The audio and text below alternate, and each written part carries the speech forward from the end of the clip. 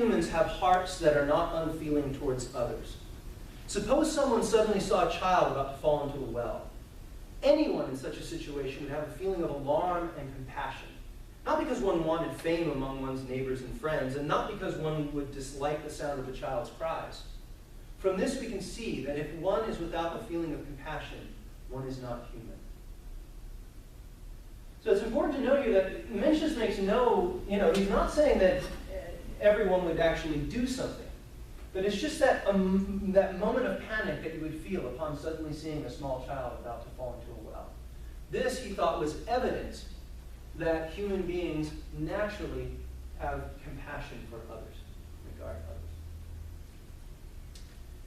others. Mencius' response to Mozart, who said that Confucianism is too restrictive.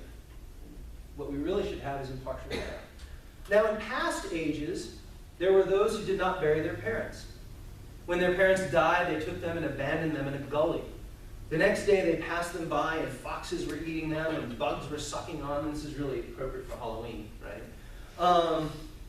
Sweat broke out on the survivors' foreheads. They turned away and did not look. It was not for the sake of others that they sweated. What was inside their hearts broke through to their countenances.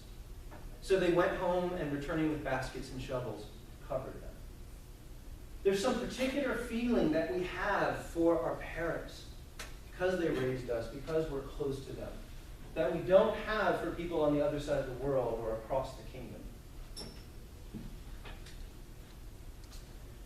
So Mencius spells this out with a metaphor, or he tells us more about this with a metaphor. There is the heart of compassion. That, again, is this just initial feeling of compassion for others. And this becomes the sprout of humaneness. It is something that can grow into humaneness. He's not saying children are humane, children are altruistic, not at all. But they do have something that's natural within them, and it is not a violation of that nature to grow that into compassion, into humaneness. It is going along with that nature. There is the heart of disdain that is the sprout of appropriateness, and so then can grow up and bloom into full appropriateness. The heart of deference is the sprout of ritual propriety. And the heart of approval and disapproval is the sprout of wisdom. And so humaneness, appropriateness, ritual propriety, and wisdom, all of these are the four Confucian virtues, or at least four of them. Sometimes there are others as well. But these are the virtues. The virtues are not artificially put upon human beings. They're grown. So, to make this even more clear, and to show exactly how it is that Mencius is defending Confucianism against Moism and Youngism, one should not forget the heart, but neither should one help it grow. Do not be like the man from Song. Among the people of the state of Song was a farmer who, concerned his sprouts would not grow, pulled on them. Obliviously, he returned home and said to his family, "Today I'm worn out. I helped the sprouts to grow." His son rushed out and looked at them. The sprouts were withered. Okay? So cultivation is not artificially expanding these initial promptings towards compassion to the whole world all at once. But nor is it just ignoring them. Cultivation is fertilizing them, watering them slowly, having patience, and having them grow. So, Confucian cultivation. Yang Ju calls for ignoring your sprouts so that they do not grow as much as they are able. So it turns out that, Moism accused Confucianism being restricted, but it turns out that Yangism, according to Mencius, is what is restricted. It is artificially restricting us to only be concerned with ourselves and not others. On the other hand, Moism calls for pulling on your sprouts and trying to get them to grow more than they are able.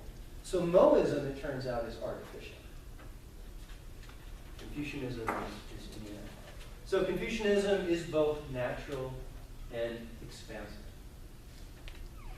And so this is something that Mencius did with the Confucian tradition that goes well beyond anything Confucius said, anything Confucius was explicit. It's a possible interpretation of Confucianism, but you can't find anything in Confucius that says human nature is good. So this shows a dynamic element in Confucianism, and it tells us the nature of the backwards looking. Confucius and the Confucians are looking back to Zhou, definitely. But they're not asking that we just simply transplant everything that was in the Zhou dynasty and bring it here.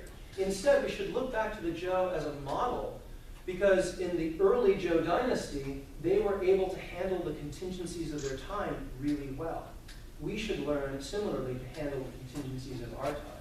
And if it means using a silk cap instead of a hemp cap, then fine. And if it means developing a really deep sense of cultivation and what that would call for, then we should do that as well. And now I want to end with a little video. We'll see how my vetting skills are. I want to end with a little video. This is a little experiment that was done at the Max Planck Institute, I think in 2009 or 2010, somewhere around there. So let me just play this part. It's only 2 minutes. But the Max Planck team also tested children and apes for their social skills. Ja. So. Und hier. Und hier. Oh.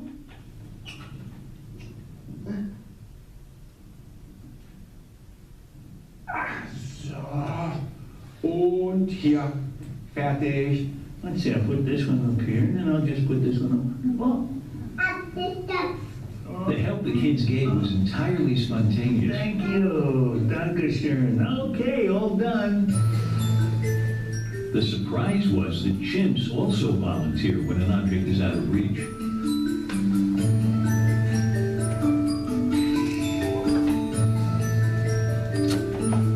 So this suggests that potentially altruistic motivation to act on behalf of others is something that is shared among chimpanzees and humans, and therefore something that maybe was already a characteristic of our common ancestor. But if the impulse to help has deep evolutionary roots, in humans, it's blossomed. Habe ich da alles reingetan? Guck mal. Guck mal, hier habe ich noch mehr. Ah? Oh. Ah. Ui. Die sind aber schwer, ne? Guck. Oh.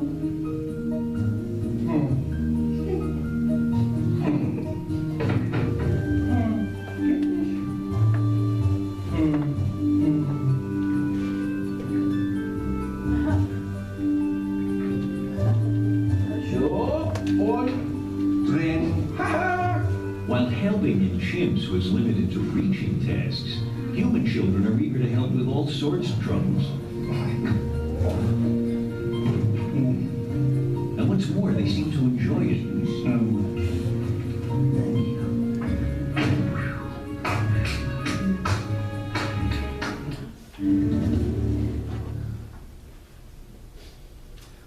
This experiment that they did, this study, was actually criticized years later because what they had to do is they had to introduce the children to the players. Like it's not something that children would do for a complete stranger, help them out in that way. So they had to introduce them first. But again, I mean, from a Confucian perspective, I don't know that that would really take anything away from there. I mean, we have a natural tendency to help those that are near us and that we know. So there still seems to be that that move towards helping. And again, you know, kids are naturally altruistic. I'm not claiming that, nor is Mencius. I mean, I think that's a bad way of putting it. But there you have it. It gives us something to think about and talk about. So, do I have to do something special? Okay. And that's it. Thank you very much. Any questions? Comments? Yes, Julian.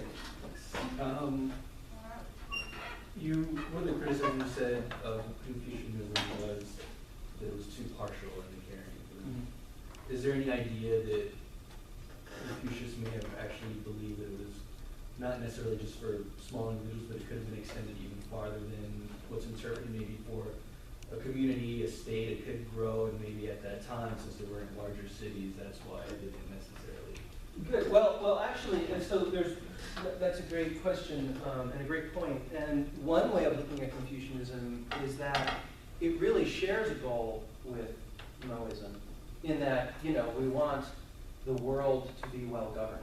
So we want everything to work. So it's a matter more of the means towards getting there. So for Moism, there is a lot of external coercion, trying to coerce people to being impartial, right? Having a lot of laws, having systems where you have to report on one another. For Confucianism, it's not just caring for my immediate family and not caring for anyone else at all, but the farther that care goes out, the less personal it's going to be. And when I'm presented in situations in which it's an either or, like I protect my family or protect these strangers, I owe something more to my family. I owe something more to my parents than I do to those that are farther away from me. Ultimately, though, I say that in a sense, it's the same goal, because if everyone is like this, right, then everyone still gets taken care of. But we as humans, the way we're going to be able to bring that about is by nurturing this partial care and extending it as far as it can go, but not deluding ourselves to thinking that it could actually be spread over all humanity equally. So good point. Yes? Just to kind of go off what you said, like family is supposed to be really important in terms of everything in the world kind of being ordered. If I remember correctly, it's supposed to be ordered like the family. That's supposed to be like kind of like the basic model, and it's supposed to be extended outwards. So it's kind of neat. Yeah. Just as we have certain responsibilities and obligations to our parents, and I have different responsibilities and obligations to young siblings. And then I can take that out in the world. I have different responsibilities and obligations to those older and those younger and inexperienced. Exactly. Another way of looking at this too is that if I'm to really ultimately try to care for everyone, and I'm caring for people that are across the empire, across the kingdom, I have to care about their family and their family connections too. If I'm de-emphasizing my own family connections, how am I going to understand the importance of family for them? So if family really is important for all human beings, this idea of impartial care is what is really artificial, because how can I really know what it would be like for my friend to lose their father if I don't know what it's like for me to lose my father, or for them to lose their mother, unless I know what it's like for me to lose a mother? So we understand human relationships firsthand. And by understanding them firsthand, we can understand the relationships that are important to others. And we can then humanize them in our own lives. I want to add a further comment on the question. I think there are full purpose of the Confucianism. The first is self-cultivation to improve oneself. And then second is to maintain the harmonious household relationship. And then thirdly is to make the country prosperous. And then finally, the ultimate goal is to make the whole world peaceful and harmonious. So each individual is the basis of the whole relationship. And then the most important to achieve self-cultivation is through maintaining peaceful family relationships in the family. So, yeah. Thank you.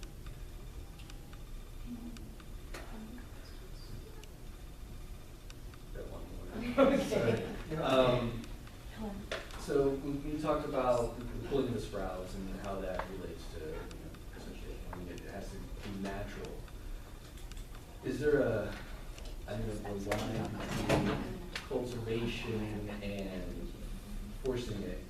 Might be pretty fine, but is there any idea, or could you example of what that would look like based on what they were explaining, like what would be too much cultivation, or where it goes from cultivation to not helping, essentially? Yeah, well, I think anything that requires intensive external coercion would be going too far. Something like Moism, something requiring people to feel the same way for everyone. You can have laws that require you to respect other people and to obey certain laws, that's okay. But to force feelings, that's just not going to work. Now, of course, for Moism, the Moists might come back and say, we don't care about the feelings, we care about how people are going to be acting, and so who cares? It's all external. But again, I think from Mencius's point of view, that system just isn't going to work in the end. Because what you have is just a bunch of people spying on each other and, you know, getting away with things anytime they can. Because, you know, once that external threat is gone, then there's no reason to act well or to have impartial care for others. So I know, you know, if you're asking for, you know, in particular, how do you judge when something is natural and when it's not, I think it's a matter of building off of these initial impulses. You know, in the little video, Alan Alda mentions at the end that, you know, humans seem to really take great delight in helping. So encouraging that delight. Encouraging that delight. And Mencius at one point, when part of the cultivation is weeding, right? Well, weeding, I mean, again, this is going a little bit beyond Mencius, but weeding would mean that there are other sprouts that are growing in us that we don't necessarily want to bring to the fore, right? So again, Mencius isn't saying humans, if you just kind of leave them alone, they're going to be good. No, no, we need to cultivate ourselves. We need to get rid of some things that would or could grow in us in certain instances. And we need to take care to emphasize all that's good in us. And so it could be encouragement, you know, encouragement when you do something well, and feeling shame when you do something that you shouldn't be doing. A quick follow-up then on that. Sure. How different then would an education system based on that principle look to us in the West compared to what we currently have? Well, it would be a lot more personal, I would say. You know, you wouldn't have lectures. Or you could still have lectures, but it would, you know, the master would have to know something about the character of the student, and the education would have to be very, very individualized. So the smaller the class size, the better. And tell that to everyone you can. Yes? It's kind of a comparative question. You presented Mencius those. Wondering how this might parallel something like Cicero and cultivating, and also ways in which it's similar, you know, something like this. Oh gosh. Because they both latch in on human nature, right? Mm-hmm. Seems to be added by Mencius, not quite so Confucius. Well, let me answer it this way. Let me talk a little bit about this other Confucian, Shunsa. And he doesn't like this human nature is good, and he says human nature is bad. Right? And instead of sprouts being cultivated and grown, what he looks at human nature is, you know, you cut the tree down, you plane the wood, you warp it the way you want it, okay? So you change it that way. And of course, in introductory books, it's very common to have, you know, here's the debate between Mencius and Shunsa, and look at how they have diametrically opposed positions. But their positions really aren't diametrically opposed. As I'm presenting Mencius now, these sprouts don't naturally grow. I mean, there is nature that they have a natural tendency, but we have a lot of other natural tendencies. So there's still a lot of room in Mencius for human intervention, for humans to be creative and make the society that we need to be best. Whereas in the Stoics, I would say they're always looking to nature. You know, what is this rule that is already present, and how do I uncover that rule to learn how to be good? Whereas for the Confucians, even in Mencius's tradition, I think there's a lot more room for, well, let's do this other way. We're not really trying to bring ourselves up to some either transcendent, although for the Stoics it's not transcendent, but some transcendent rule or some rule of nature that can only be one way. So there's still a lot of room for creativity, and actually Mencius and Shunsa are not nearly as far apart as they're sometimes shown to be. Does that? Yeah. Thank you. Okay, thank you. And yeah, let's thank the Dr. Paul Carly again. And also thank you everybody for coming here. So, yeah. Thank you all. Yeah, everybody make a stand in the podium. We're all going to take a photo together. Yeah. Yes. This is this beautiful picture.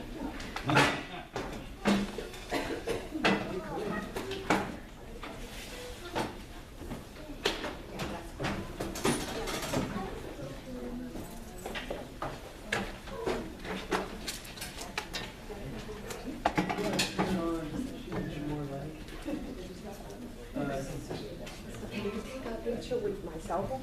Thank you. Yeah, thank you so much, because this weekend keeps on my record for